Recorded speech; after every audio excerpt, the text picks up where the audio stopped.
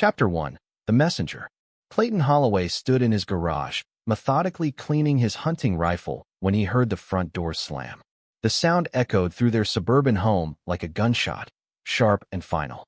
His weathered hands, scarred from 15 years in Army Special Forces, never paused in their practiced motions. Oil. Polish. Check the action. These rituals kept him grounded since returning from 3 tours in Afghanistan. Dad. Mark's voice cracked through the silence, high and nervous.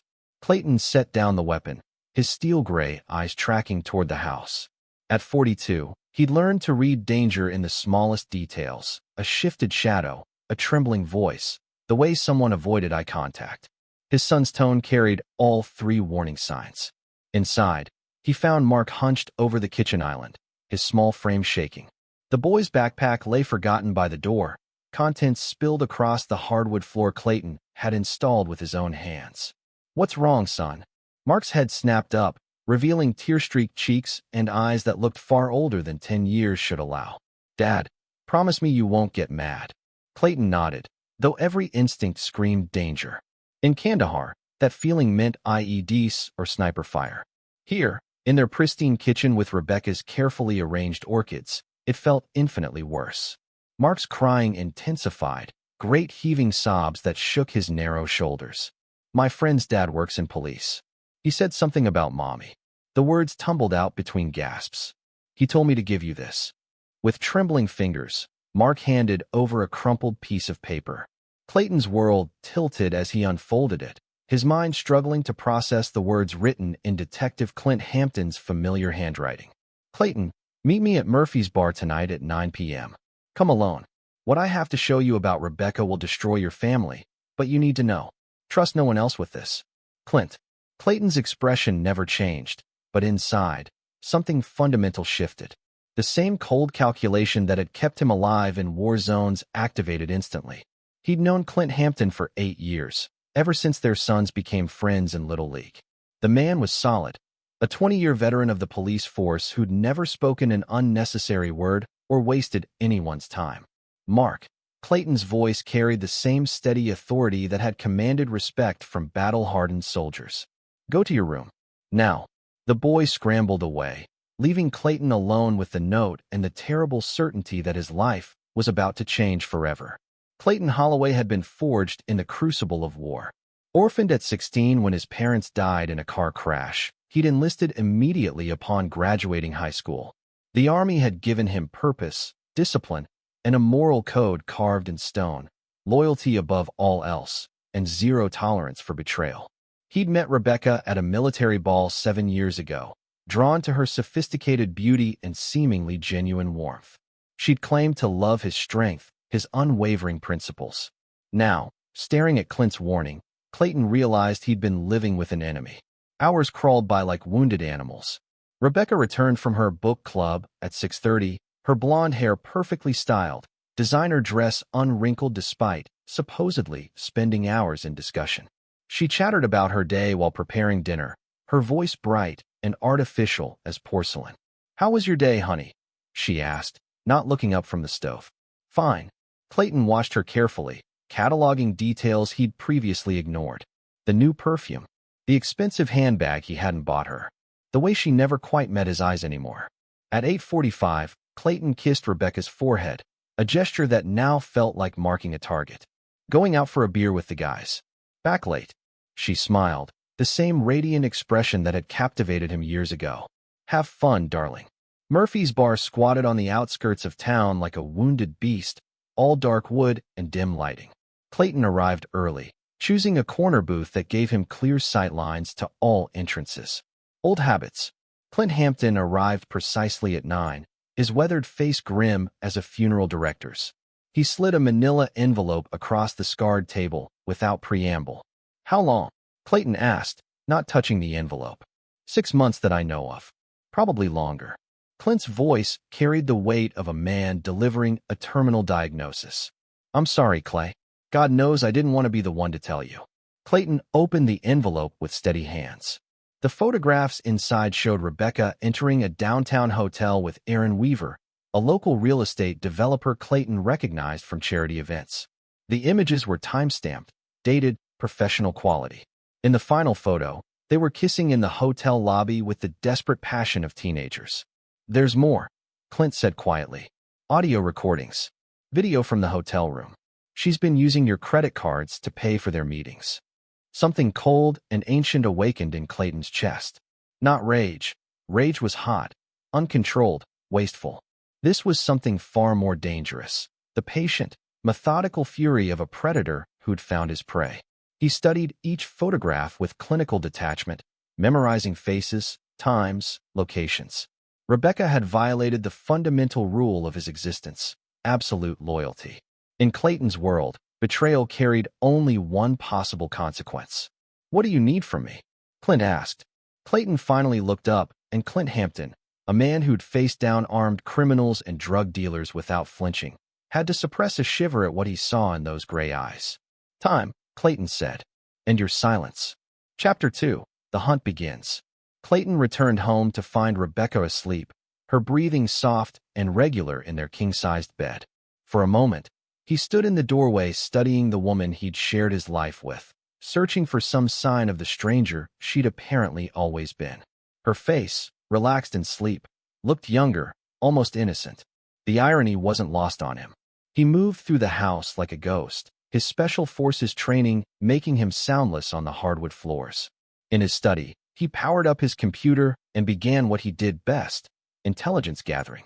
Aaron Weaver's life unfolded across multiple browser tabs. 38 years old, divorced twice, owner of Weaver Properties, a mid-level real estate firm specializing in commercial development. His social media painted him as a man who believed his own press releases, photos of expensive watches, luxury cars, and various women who weren't his ex-wives. The type who measured success in square footage and stock options. But Clayton dug deeper, accessing databases most civilians never knew existed. Military connections had their advantages. Aaron's financial records revealed a man living beyond his means, leveraging one investment to fund the next in an increasingly desperate pyramid. His divorce settlements had been brutal, leaving him cash poor despite his apparent wealth. More interesting were the personal details. Aaron Weaver had grown up in foster care, bouncing between homes until aging out of the system at 18. No family, no real friends, no one who would miss him if he simply disappeared. Clayton's phone buzzed with a text message. "Couldn't sleep. Thought about you all night. Can't wait until Friday." He checked the number against his contact list. Rebecca's phone. She'd been texting her lover while lying 3 feet away from her husband. Friday, 2 days away. Clayton smiled for the first time since reading Clint's note, and it wasn't a pleasant expression. The next morning, Rebecca performed her usual morning routine with Academy Award-worthy precision. Coffee, toast, a kiss on Clayton's cheek before heading to her yoga class. Clayton had verified months ago that no such class existed at the time she claimed to attend. After she left, Clayton called in sick to his job at the security firm, the first sick day he'd taken in 3 years. He had work to do. His first stop was Weaver Properties, a glass and steel monument to Aaron's ego located in the business district. Clayton parked across the street and settled in to observe, the same patience that had served him during countless surveillance operations in hostile territory. Aaron Weaver emerged at 11 a.m., every inch the successful businessman in his tailored suit and confident stride. Clayton followed at a distance, noting patterns. Lunch at an upscale restaurant. A stop at a jewelry store where Aaron spent 20 minutes examining expensive pieces. A visit to the same downtown hotel where Clint's photographs had been taken. Clayton had seen enough. He drove to Rebecca's actual location, a coffee shop 3 blocks from the hotel where she sat with 2 other women, laughing and animated. Her book club, apparently. At least that part hadn't been a complete lie. He photographed her through the window, time-stamped and dated. Evidence for later use. That evening, Rebecca returned home bubbling with enthusiasm about her day. "We had the most amazing discussion about the new Gillian Flynn novel," she lied smoothly. "You really should read it, honey." Clayton nodded, playing the role of the trusting husband while internally cataloging each deception.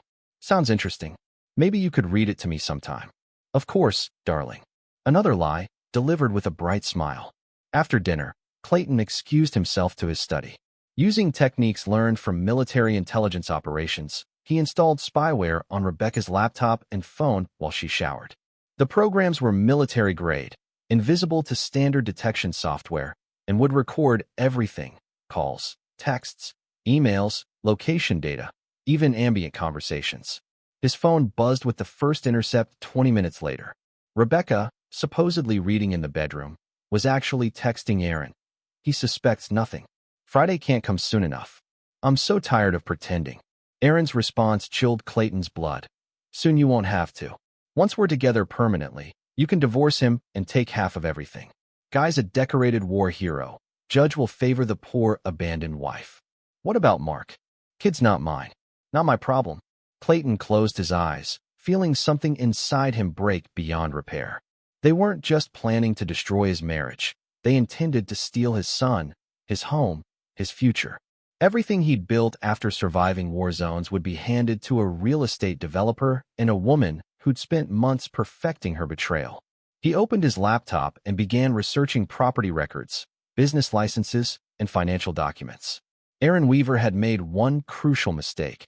He'd underestimated his target. Clayton Holloway had toppled enemy governments with less information than he was gathering now. Aaron and Rebecca had declared war on the wrong soldier. By midnight, Clayton had assembled a complete psychological profile of his targets and identified 17 different pressure points he could exploit. Aaron's financial desperation, Rebecca's social status obsession, their mutual arrogance and assumption that they were smarter than the simple soldier they were betraying. He pulled up building schematics for Aaron's office, his home, and the hotel where they conducted their affair. Traffic patterns, security cameras, escape routes. The kind of operational planning that had kept him alive in Afghanistan would now serve a different purpose. Tomorrow, he would begin destroying them both. Methodically, completely, without mercy. Clayton had learned in war that the key to victory wasn't superior firepower. It was superior planning combined with absolute ruthlessness. Aaron and Rebecca had revealed their battle plan through their own words. Now Clayton would show them what happened when amateurs declared war on a professional. He drafted a single text message to an old Army contact. Need a favor. Completely off the books. Will pay well. The response came within minutes. Name it, Sergeant. You pulled me out of that mess in Kandahar. I owe you. Clayton smiled again, cold and predatory. The hunt was about to begin. Chapter 3, Setting the Trap. The next morning dawned gray and cold, matching Clayton's mood as he sat in his kitchen nursing black coffee and watching Rebecca prepare for another day of deception. She moved through their morning routine with practiced efficiency, chattering about mundane household matters while internally counting down hours until her next rendezvous with Aaron. I'll be out most of the day, she announced, checking her appearance in the hallway mirror. Shopping with in Holland. Then book club runs late tonight. Don't wait up. In Holland.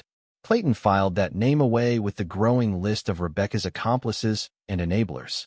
In his experience, conspiracies always involved more people than the primary targets realized. After Rebecca left, Clayton made his second call to Clint Hampton. I need background on in Holland. Everything you can find. Clay. Clint's voice carried a warning. Whatever you're planning. Nothing illegal.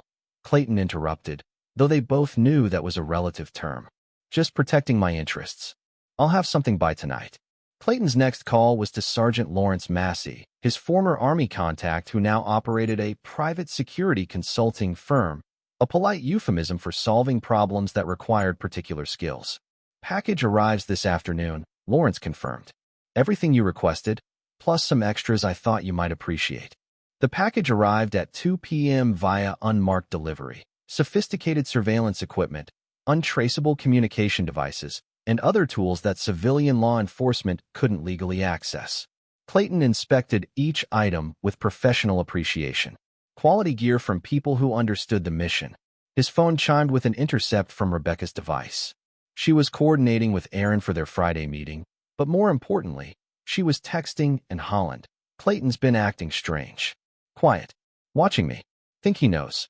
N's response revealed everything. Calm down. Men are oblivious. Just act normal until you can file papers. My lawyer says with his military PTSD issues, you'll get everything. Military PTSD. Clayton's jaw tightened. They intended to paint him as an unstable veteran, too damaged by war to be trusted with custody of his own son. The narrative would play perfectly to a sympathetic judge. Poor Rebecca, trapped with a dangerous husband suffering from combat trauma. It was almost brilliant. It was also their death sentence. Clayton drove to Aaron's office building and surveyed the structure with a professional eye. Glass facade, single stairwell, predictable security measures. He noted the positions of surveillance cameras, identified blind spots, and mapped escape routes. The building's architectural plans, obtained through Lawrence's contacts, revealed structural weaknesses that could prove useful. At 4 p.m., he positioned himself across from Mark's school and waited. His son emerged chatting with other children, his face animated and innocent. Clayton felt a stab of something that might have been regret. Mark would be collateral damage in what was coming.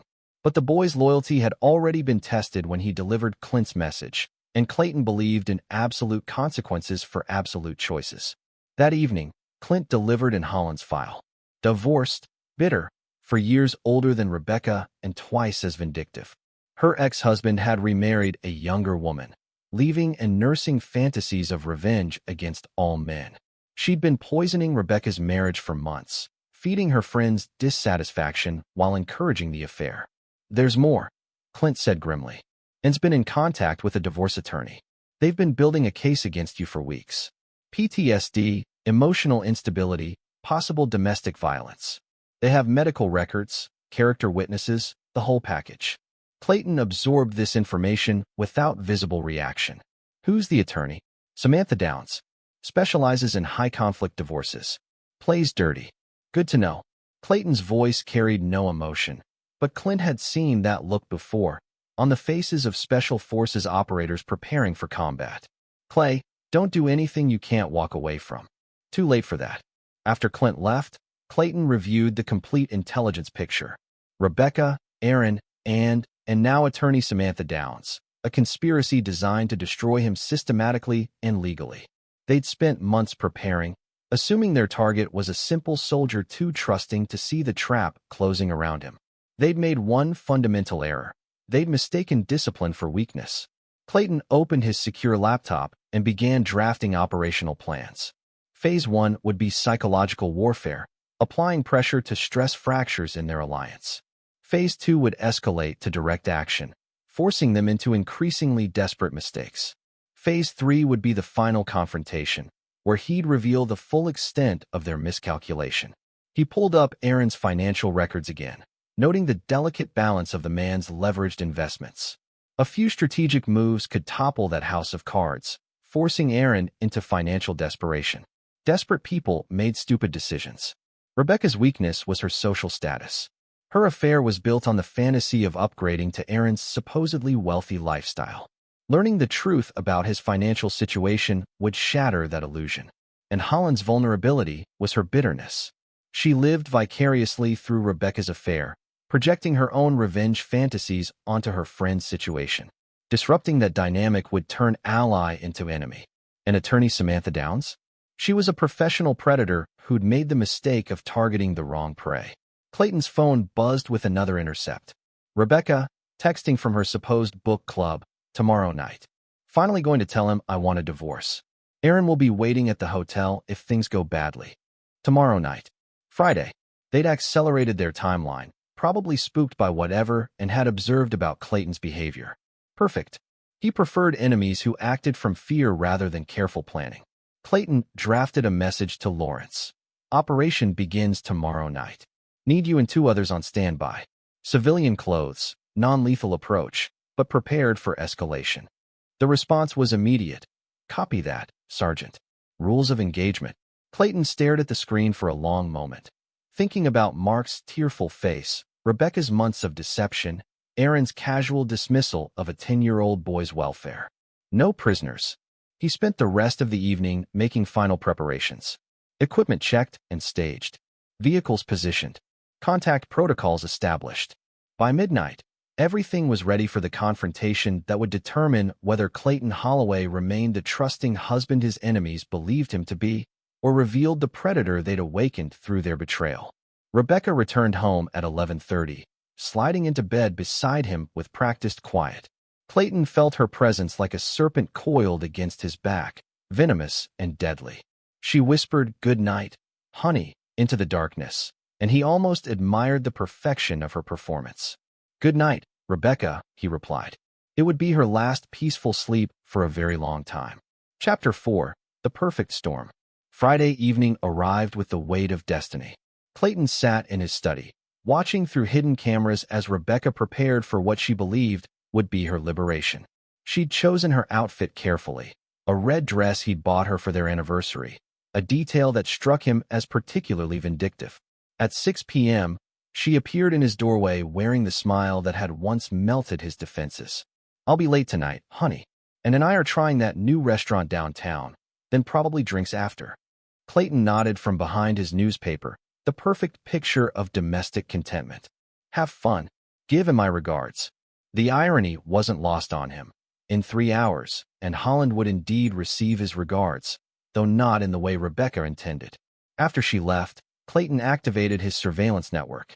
Through hidden cameras and tracking devices, he watched Rebecca drive directly to the downtown hotel where Aaron waited. She parked in the underground garage, probably believing she was invisible to prying eyes. She was wrong. Clayton's phone buzzed with a status update from Lawrence. "Teams in position. Target building secured. Awaiting orders." Clayton checked his watch, 7:15 p.m. Rebecca and Aaron would be settled into their routine by now, confident and careless. Time to shatter their world. His first call was to in Holland's apartment. She answered on the second ring, her voice slightly slurred from what was probably her nightly wine ritual. "And this is Clayton Holloway, Rebecca's husband." The silence stretched like a held breath. "Clayton, how did you get this number? I need to speak with you. Tonight. It's about Rebecca and Aaron Weaver." "I don't know what you're talking about." "The Hampton Hotel. Room 412. Right now." Clayton's voice carried the authority of command. "You have 15 minutes to get there, or I start making calls to your employer, your ex-husband, and everyone else who might find your role in this interesting." And sharp intake of breath told him everything. "You can't prove anything." 15 minutes, and the elevator cameras have excellent resolution. He ended the call and immediately dialed Aaron's office number. The call rolled to voicemail. As expected, Aaron was busy with Rebecca. Clayton left a message designed to create maximum paranoia. "Aaron, this is Detective Clint Hampton. We need to discuss your relationship with Rebecca Holloway immediately. Call me back within the hour, or we'll be having this conversation downtown." Clayton used a voice modulation app to mimic Clint's gravelly tone perfectly. The message would terrify Aaron, especially since he'd assumed Rebecca's husband had discovered the affair and involved police. Next, he called Samantha Downs' emergency number. Lawyers like her always maintained 24-hour contact for desperate clients. "Ms. Downs, Clayton Holloway. I understand you've been preparing some paperwork concerning my marriage." "Mr. Holloway, I can't discuss." "You're right. We'll discuss it in court, along with your unethical pre-filing communications with my wife and her co-conspirators. I've documented everything." "That's impossible. Client privilege doesn't apply to criminal conspiracy to commit fraud." "Good night, counselor." Clayton smiled as he ended the call. 3 carefully placed calls had just turned allies into panicked enemies, each one now questioning whether the others could be trusted. His surveillance feeds showed the first cracks appearing.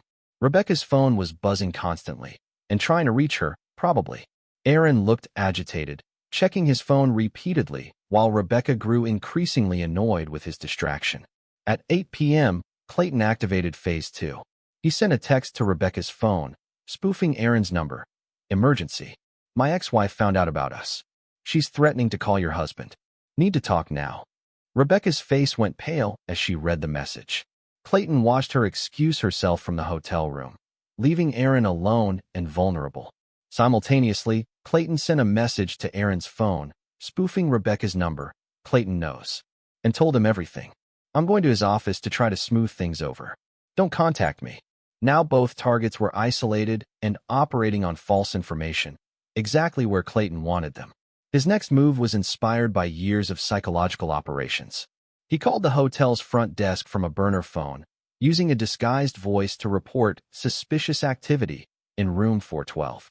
Not enough to trigger police response, but sufficient to ensure hotel security would investigate. Aaron, alone in the room and expecting Rebecca to return, would instead face uncomfortable questions from hotel security. while believing Rebecca had abandoned him to face Clayton's wrath alone. Clayton's surveillance showed Rebecca in the hotel lobby, frantically trying to call and getting no answer, and was probably driving toward the hotel in a panic, torn between self-preservation and loyalty to her co-conspirator. Time for the final touch. Clayton composed a group text to Rebecca, Aaron, and Samantha Downs from an untraceable number. The meeting is tonight. All parties present. Hampton Hotel, parking garage, level B2. Come alone or face the consequences of your choices. The message would terrify them, especially since it suggested someone knew about all four conspirators. They'd each assume one of the others had betrayed the group. By 8:30 p.m., Clayton's surveillance network showed all four targets converging on the hotel in various states of panic. Rebecca and Aaron would find each other, but their trust was already shattered by the false messages, and would arrive expecting to find Rebecca in crisis. Samantha Downs would come prepared for damage control, but find chaos instead. Clayton locked his house and drove toward downtown, his mind calm despite the storm he'd unleashed. In his experience, the most effective battles were won before the enemy realized they were under attack. His phone buzzed with updates from Lawrence, multiple targets arriving. Situation developing as planned. Ready for next phase. Hold position. Let them destroy each other first. Clayton parked 3 blocks from the hotel and activated his mobile surveillance station. Through live feeds, he watched Rebecca and Aaron arguing in the parking garage while an Holland's sedan circled nearby, its driver clearly confused and frightened. The trap was closing perfectly. For conspirators who'd spent months planning Clayton's destruction now faced each other with no trust, no communication, and no understanding of how their carefully constructed plot had collapsed into chaos. But Clayton wasn't finished. The real demonstration was about to begin. Chapter 5. Fractures and Revelations. The parking garage beneath the Hampton Hotel had become a pressure cooker of fear and accusations. Clayton watched through his mobile surveillance system as his targets gathered in the fluorescent-lit concrete tomb, each one believing they'd been summoned by an unknown enemy who somehow knew their secrets. Rebecca and Aaron stood near Aaron's BMW, their body language screaming conflict. Even without audio, Clayton could see their relationship fracturing in real time. Aaron gestured angrily while Rebecca checked her phone obsessively, probably still trying to reach in. And Holland's sedan finally parked 2 spaces away. She emerged slowly, her face pale and drawn. The wine from earlier had clearly worn off, leaving her sober and terrified. She approached Rebecca cautiously, like someone walking into a minefield. The 4th player arrived precisely on schedule. Samantha Downs stepped out of a black Mercedes, her lawyer's composure intact, but her eyes scanning the garage for threats. She'd come prepared for trouble. Clayton noted the briefcase in her left hand and the way her right stayed near her purse. Clayton activated the next phase of his operation. His first move was simple but devastating. He triggered the fire alarm in the hotel above. The piercing wail echoed through the parking garage, adding urgency and chaos to an already volatile situation. Emergency lighting kicked in, casting harsh shadows that made everyone look like criminals.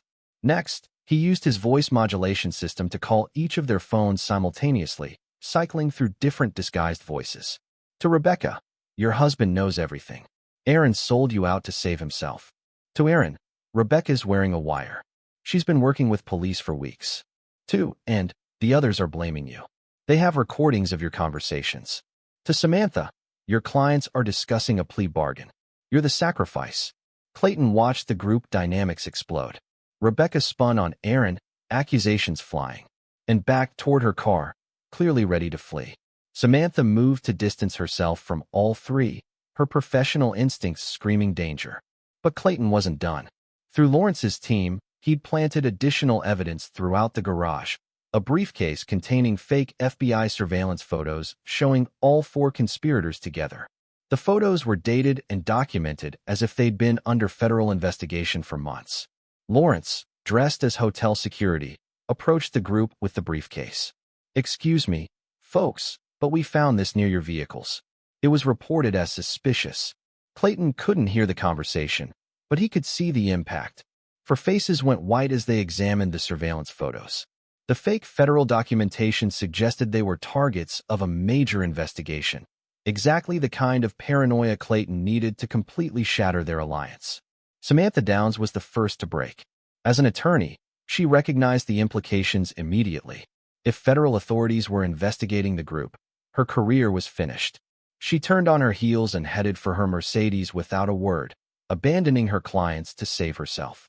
And Holland was next. Whatever loyalty she'd felt toward Rebecca evaporated when faced with potential federal charges. She grabbed Rebecca's arm, hissing something urgent, then practically ran to her sedan. That left Rebecca and Aaron alone in the garage, surrounded by the wreckage of their conspiracy. Clayton watched Aaron's body language shift from angry to calculating. The man was weighing his options, and Rebecca was clearly coming up short in his survival calculus. Clayton's phone buzzed with a message from Lawrence. Targets separating. Female subject appears distressed. Male subject exhibiting aggressive behavior. Perfect. Phase 3 could begin. Clayton started his truck and drove toward the hotel, but not directly. He took a circuitous route that would bring him to the garage entrance just as Rebecca would be leaving. The timing had to be precise. As he turned into the garage, his headlights swept across a scene of domestic destruction. Aaron was backing away from Rebecca, his hands raised defensively. Rebecca was advancing on him, her red dress vivid against the concrete walls, her voice echoing in the enclosed space.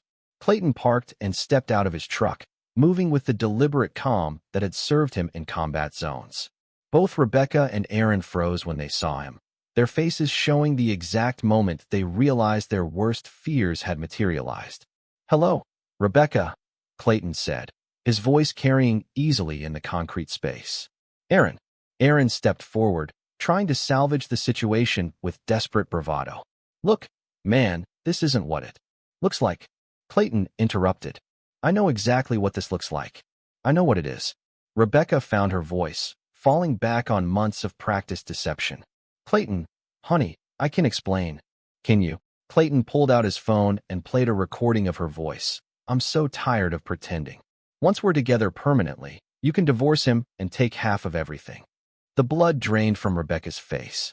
Aaron's expression shifted from defensive to dangerous. Cornered animals were always unpredictable. "How long have you known?" Rebecca whispered. "Long enough." Clayton's eyes never left Aaron. "Long enough to understand exactly who you both are." Aaron made his choice then, probably calculating that his best option was to eliminate the witness to his humiliation. He reached into his jacket, and Clayton saw the metallic glint of a weapon. But Aaron Weaver had never faced a special forces operator in close combat. Clayton moved with fluid precision, closing the distance before Aaron could clear his weapon. His first strike disabled Aaron's gun hand. His second put the man on the concrete, gasping and helpless. "Don't," Clayton said quietly, standing over Aaron's crumpled form. "Don't make this worse than it already is."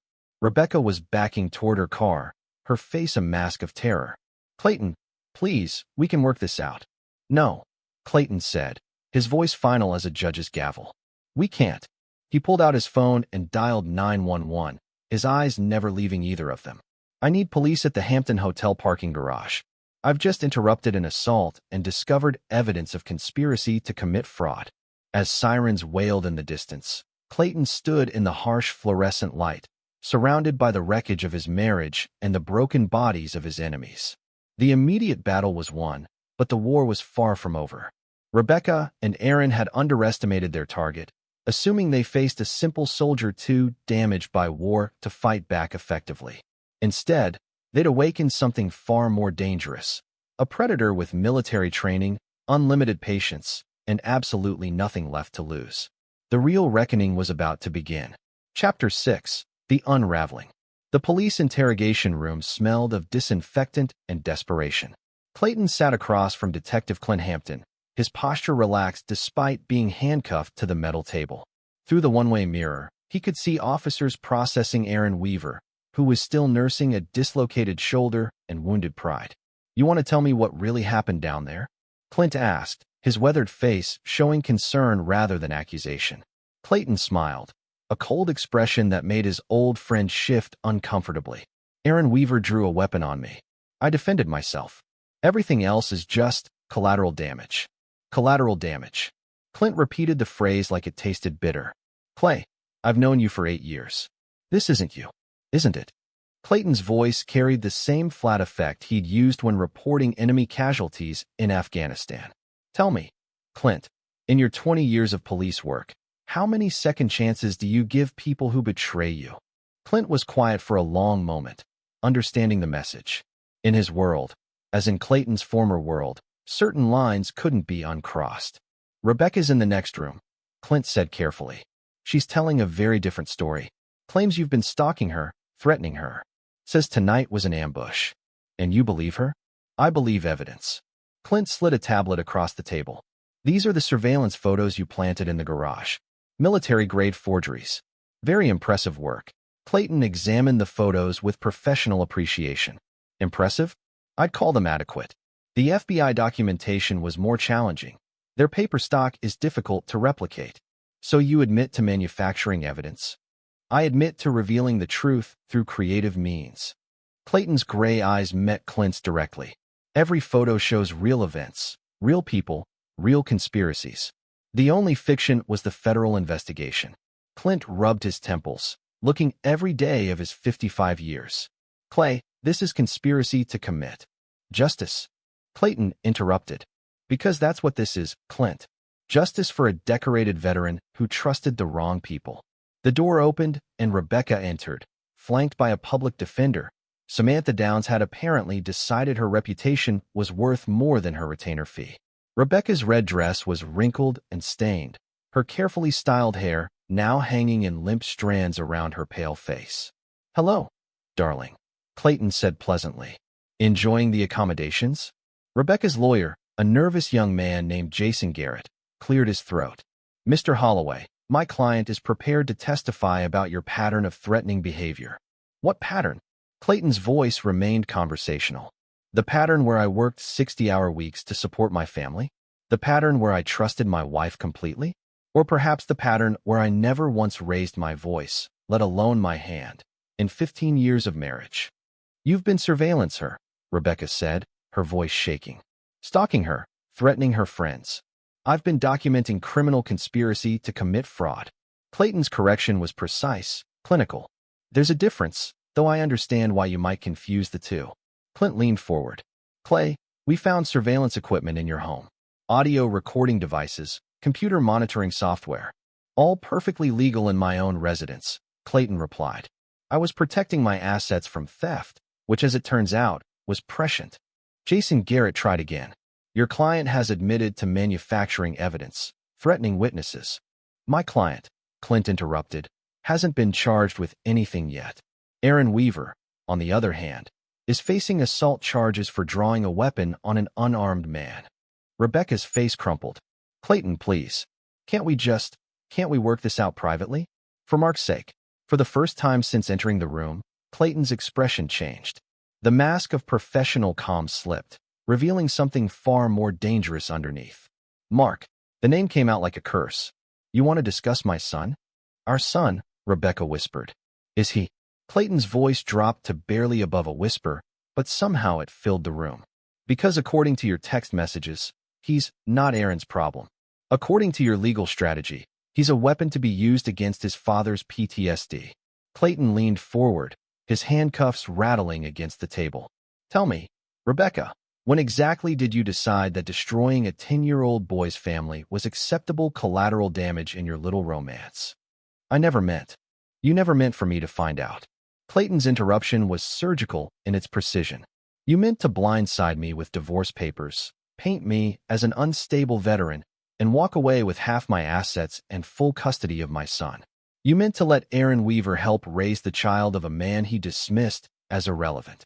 Rebecca was crying now, great heaving sobs that might have moved Clayton months ago. Now they simply provided confirmation that his assessment had been accurate. Where is Mark now? Clayton asked Clint. Child Services picked him up from school. He's in temporary foster care until... Until what? Clayton's voice carried lethal quiet.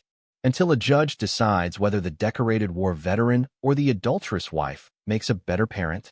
The room fell silent except for Rebecca's muffled crying.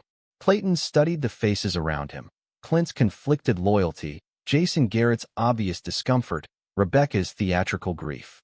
Clint, Clayton said finally. I need 5 minutes alone with my wife. Clay, I can't. 5 minutes. Uncuffed. No recording devices. Clayton's eyes never left Rebecca's face. I think we need to discuss terms. Clint hesitated, then made the decision that would define the rest of the case. He unlocked Clayton's handcuffs and ushered Jason Garrett toward the door. 5 minutes, he warned. And Clay, nothing that I'll have to investigate later. The door closed, leaving husband and wife alone for the first time since the parking garage. Clayton rubbed his wrists, studying Rebecca with the same clinical detachment he'd once used to assess enemy combatants. You have one chance, he said quietly. One opportunity to salvage something from this wreckage. Rebecca looked up, hope flickering in her eyes. What do you want? Clayton smiled, and Rebecca suddenly understood why Aaron Weaver was still in the emergency room getting his shoulder reset. Everything, he said simply. Chapter 7. Terms of Surrender. The interrogation room felt smaller with just the two of them, as if the walls were slowly contracting around Rebecca's increasingly desperate situation. Clayton sat back in his chair, no longer the betrayed husband, but something far more dangerous. A predator negotiating terms with cornered prey. Everything, Rebecca repeated, her voice barely audible. What does that mean?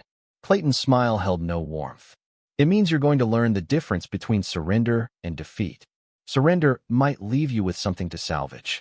Defeat, he shrugged. Defeat means I take everything and salt the earth behind me. Rebecca's hands trembled as she wiped tears from her cheeks. Clayton, please. We were married for 7 years. Doesn't that mean anything? It did. Past tense. Clayton's voice carried the finality of a closing coffin. Those 7 years taught me that you're an exceptional actress. The woman I thought I married never existed. That's not true, isn't it? Clayton leaned forward. The woman I married wouldn't have spent 6 months planning my destruction. She wouldn't have used our son as a weapon. She wouldn't have painted me as a dangerous veteran to justify stealing half my assets. Rebecca flinched at each accusation, recognizing the truth in them. I felt trapped. The marriage was what? Comfortable? Secure? Boring. Clayton's interruption was surgical. Was it so terrible being married to a man who worked himself to exhaustion providing for you? So unbearable being the wife of someone who never raised his voice, never stayed out late, never gave you reason to doubt his loyalty?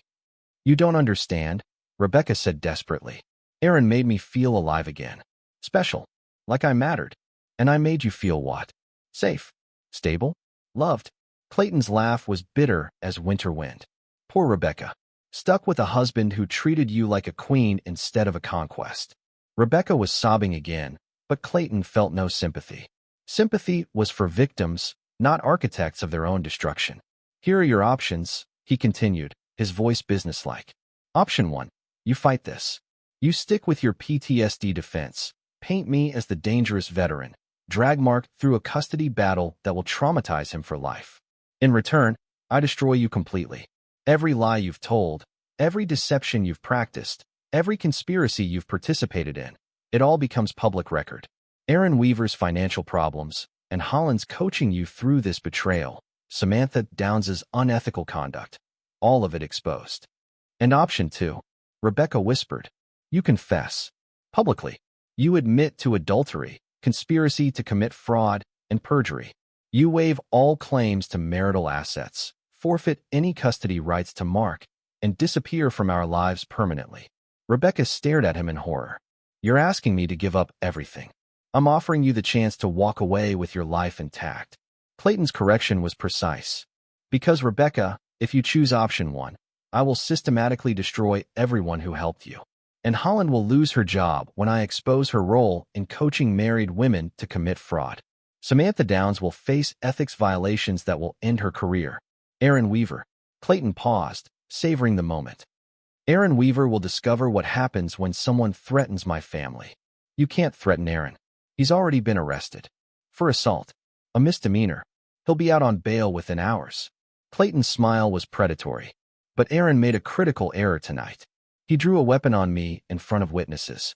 That gives me legal justification for ongoing self-defense measures. Rebecca's eyes widened as she understood the implication. Clayton, you can't. Can't what? Protect myself from a man who's already demonstrated violent intent? Can't defend my family from someone who's threatened our stability. Clayton's voice remained conversational, which somehow made it more terrifying. Aaron Weaver picked a fight with the wrong soldier. He just doesn't know it yet. This isn't you, Rebecca said desperately. The man I married wouldn't. The man you married was an illusion, Clayton interrupted. A facade I maintained because I thought I was protecting someone who deserved protection. You've revealed the truth about yourself, Rebecca. I'm simply returning the favor. The door opened and Clint Hampton returned, followed by Jason Garrett. Both men immediately sensed the change in atmosphere. Rebecca looked broken, while Clayton appeared more relaxed than he had all evening. Gentlemen, Clayton said pleasantly, my wife has something to tell you. Rebecca looked up at him, her face streaked with tears and mascara. For a moment, Clayton thought she might choose defiance, might force him to demonstrate the full extent of his capabilities. Instead, she chose survival. I want to make a deal, she whispered to Jason Garrett. I want to confess to everything. Clint's eyebrows rose. Rebecca, you should think about this carefully. I have thought about it.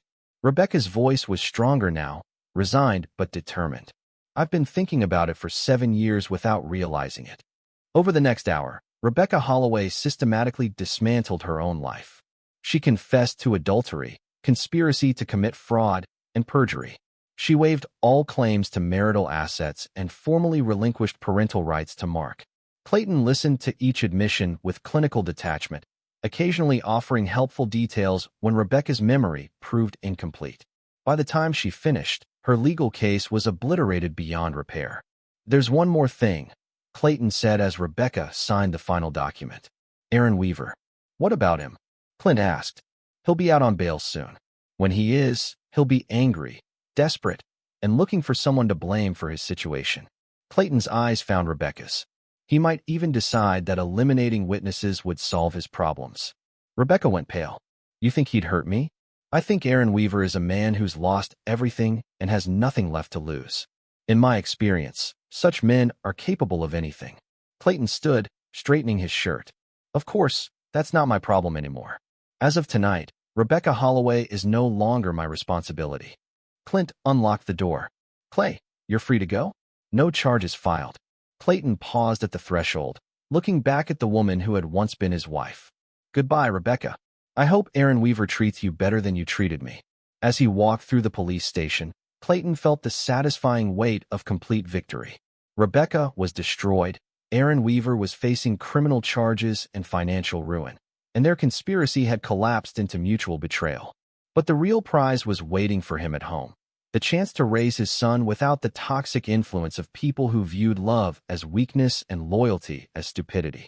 Clayton Holloway had declared war on his enemies and emerged victorious. Now it was time to collect the spoils of that victory and ensure that no one ever threatened his family again. Chapter 8. The Reckoning. Clayton emerged from the police station into the pre-dawn darkness, breathing free air for the first time in hours.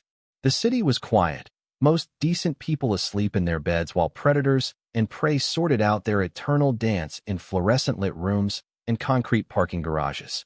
His phone buzzed with a message from Lawrence. Target acquired. Aaron Weaver posted bail 20 minutes ago. Currently at his apartment, packing. Orders. Clayton checked his watch. 4:30 a.m. Aaron was running, probably trying to distance himself from the wreckage of his life before Clayton could make it worse. Smart move, but ultimately futile. Shadow him. I want to know where he goes and who he talks to. Non-interference unless he becomes a threat. Copy that. What about the other players? Clayton considered, and Holland and Samantha Downs were minor pieces in a game that was now over. They'd learned their lesson through proximity to the destruction of Rebecca and Aaron.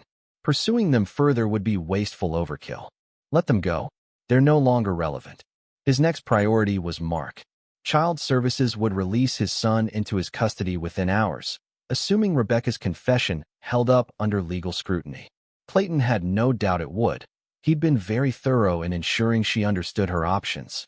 The drive home took him past the Hampton Hotel, where crime scene tape still fluttered around the parking garage entrance. By afternoon, the story would be in the newspapers. Decorated veteran uncovers wife's fraud conspiracy. The narrative would paint Clayton as the wronged husband who'd fought back against systematic betrayal. Exactly the image he wanted to project. Public opinion would be crucial in the coming custody hearing. Judge and jury would see a war hero defending his family against manipulative predators, not a dangerous veteran stalking his wife. Rebecca's confession had guaranteed that narrative. Clayton's house felt different as he entered through the garage, cleaner somehow, as if removing Rebecca's presence had purified the air itself. He walked through rooms that no longer held the memory of her deception, seeing his home clearly for the first time in months. In his study, he powered up his surveillance system and reviewed the night's intelligence. Rebecca was being processed through county jail, probably spending her first night in a cell she'd never imagined occupying. Aaron's apartment building showed signs of hasty departure, lights on, but no movement for the past hour. His secure phone rang, Lawrence with an update. Targets on the move. Heading south on Interstate 95, traveling fast. Looks like he's running for real. Any indication of destination? Negative.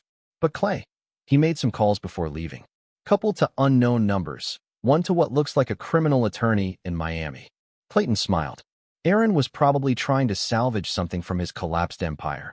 Maybe liquidate assets before creditors seized everything. The man was thinking tactically, but not strategically, running from immediate threats while ignoring long-term consequences. Stay with him. I want to know his final destination. Roger that. Oh, and Clay? He's got company. Black sedan, 2 occupants, been following him since he left the apartment. Professional-grade surveillance. That was interesting. Aaron had attracted attention from someone with resources and motivation to track his movements. Police? Federal agents? Or someone else entirely? Can you identify the tale? Working on it.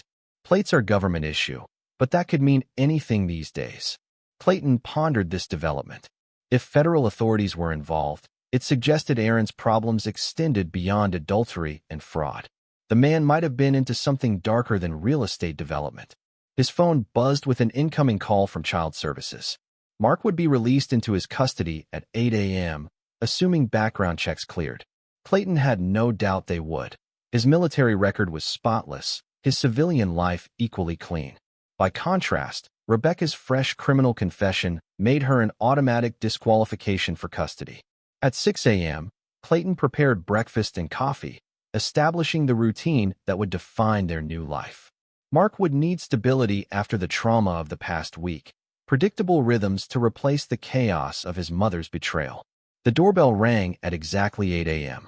Clayton opened it to find a social worker accompanied by his son, who looked smaller and more fragile than Clayton remembered.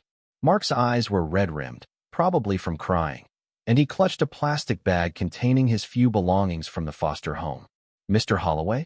I'm Lynn Dwyer from Child Services. We need to go over some arrangements. Clayton invited them in, noting how Mark avoided eye contact. The boy was probably struggling with conflicting loyalties, love for his father warring with confusion about his mother's fate. After Lynn Dwyer finished her paperwork and departed, Clayton sat across from his son at the kitchen table. The silence stretched between them like a minefield, loaded with unexpressed questions and unspoken truths. Dad, Mark's voice was barely a whisper. Is Mom really in jail? Yes. Because of what she did with Mr. Weaver? Clayton studied his son's face, seeing intelligence beyond his years. Mark understood more than most adults gave him credit for.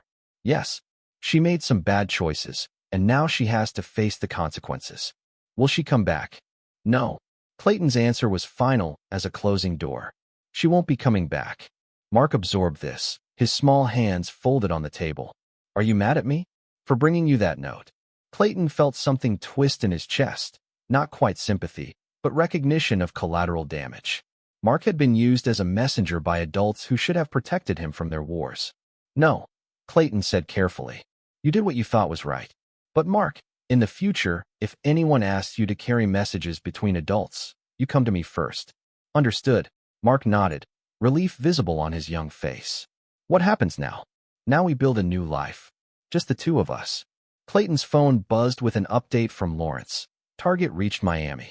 Meeting with known associates of criminal defense attorney.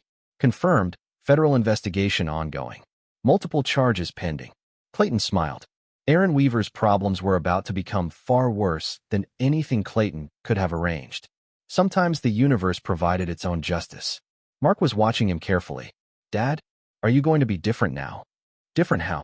Mom said you might get sick. Because of the war. She said sometimes soldiers get broken. Clayton felt cold rage burn through him at Rebecca's final betrayal, poisoning their son's mind against his own father, planting seeds of fear and doubt that might take years to overcome. Your mother said many things that weren't true, Clayton replied evenly. I'm not broken, Mark. I'm exactly who I've always been. The only difference is that now there's no one pretending otherwise. As the morning sun streamed through their kitchen windows, Clayton Holloway sat with his son and planned their future. Rebecca was gone, Aaron was running toward federal charges, and their conspiracy was nothing but wreckage. But the most important victory was sitting across from him, slowly learning to trust again. Mark would grow up understanding the difference between strength and weakness, loyalty and betrayal, justice and mercy. Clayton had won more than a war. He'd secured his son's future. And in the end, that was the only victory that truly mattered. Chapter 9, New Foundations. 3 months later, Clayton stood in his backyard watching Mark practice with the baseball equipment they'd bought together. The boy's swing was improving, his confidence returning day by day like a flower gradually turning toward sunlight. The legal proceedings had concluded with surgical efficiency. Rebecca had been sentenced to 18 months for fraud and perjury, serving her time in a minimum security facility 3 states away. She'd written Mark exactly 1 letter, which Clayton had read first and then filed away unopened. The boy deserved to make his own choice about contact when he turned 18. Aaron Weaver had proven to be an even more spectacular failure than Clayton had anticipated. The federal investigation Lawrence had discovered was part of a massive real estate fraud scheme involving money laundering and tax evasion. Aaron was now facing 15 years in federal prison, his assets seized, his empire dissolved into legal settlements and creditor claims. And Holland had moved to another state after losing her job. Word of her role in the conspiracy had spread through their small professional community like wildfire. Samantha Downs faced ethics violations that would likely end her legal career. The supporting cast of Clayton's war had scattered to the winds, their lives forever marked by their association with Rebecca's betrayal. Dad, watch this, Mark called out, preparing for another swing. Clayton smiled, a genuine expression that felt foreign after months of calculated coldness. Show me what you've got, champ. The boy connected solidly, sending the ball sailing across their yard. Mark pumped his fist in celebration, and Clayton felt something he hadn't experienced since reading Clint Hampton's note. Pure, uncomplicated joy. His phone buzzed with a message from Lawrence. Final report attached. All loose ends tied up. Target confirmed incarcerated. No possibility of early release. Operation complete. Clayton deleted the message without reading the attachment. That chapter of his life was closed, the book sealed and filed away. What mattered now was the future he was building with his son. Mark, he called out. Come here for a minute. The boy trotted over, baseball glove in hand, his face bright with exertion and happiness. I want to tell you something important, Clayton said, kneeling to meet his son's eyes. What happened with your mother? It doesn't change who you are or who you can become. You're not responsible for her choices, and you're not limited by them. Mark nodded solemnly. I know, Dad. You told me that before. I'm telling you again because it's important. You have the chance to be better than all of us, stronger, kinder, more loyal. But that's a choice you'll have to make every day for the rest of your life. What if I make the wrong choice sometimes? Clayton smiled. Then you learn from it and make a better choice next time. That's what good men do, Mark. They learn, they grow, and they protect the people they love. Mark hugged his father, and Clayton felt the last of his rage finally dissipate. Rebecca and Aaron had taken their betrayal to the grave of their former lives, but they couldn't touch what he was building now. That evening, after Mark was asleep, Clayton sat in his study reviewing college fund investment options and youth baseball league schedules. The walls that had once been covered with surveillance equipment and operational planning now held photographs of father and son at fishing trips, baseball games, and camping expeditions. His secure phone rang one final time. Clint Hampton's voice carried across the encrypted connection. Clay? Just wanted you to know, Rebecca's parole application was denied. She'll serve her full sentence.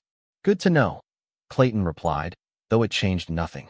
Rebecca's fate had been sealed the moment she chose betrayal over loyalty. There's something else. Aaron Weaver was found dead in his cell this morning. Apparent suicide, though the circumstances are unusual. Clayton felt no surprise, no satisfaction, no regret. I see. Clay, you wouldn't know anything about. Clint, Clayton interrupted gently. I'm a single father raising a 10-year-old boy. My days are filled with homework, baseball practice, and bedtime stories. I don't have time for anything else. Right? Of course. Clint was quiet for a moment. How's Mark doing? Better. We both are. After ending the call, Clayton destroyed the secure phone and the encrypted communication equipment. That part of his life was officially over. Tomorrow he would be nothing more dangerous than a devoted father helping his son with mathematics homework. He checked on Mark one final time before going to bed, watching the boy sleep peacefully in a room decorated with baseball posters and model airplanes. This was his real victory, not the destruction of his enemies, but the preservation of his son's innocence and future. Clayton Holloway had fought his war and won completely. Rebecca was imprisoned, Aaron was dead, their conspiracy was destroyed, and their supporters were scattered. But more importantly, Mark was safe, loved, and growing into the kind of man who would never betray the people who trusted him. As Clayton turned off the lights and headed to his own room, he reflected on the fundamental truth he'd learned. Loyalty was everything. Betrayal was unforgivable, and some lines, once crossed, could never be uncrossed. His enemies had learned that lesson too late to save themselves. But Mark would grow up understanding it from the beginning, and that knowledge would serve as both shield and sword for the rest of his life. The war was over. The future belonged to the victors. And Clayton Holloway had no intention of ever being defeated again. This is where our story comes to an end. Share your thoughts in the comments section. Thanks for your time. If you enjoy this story, please subscribe to this channel. Click on the video you see on the screen, and I will see you there.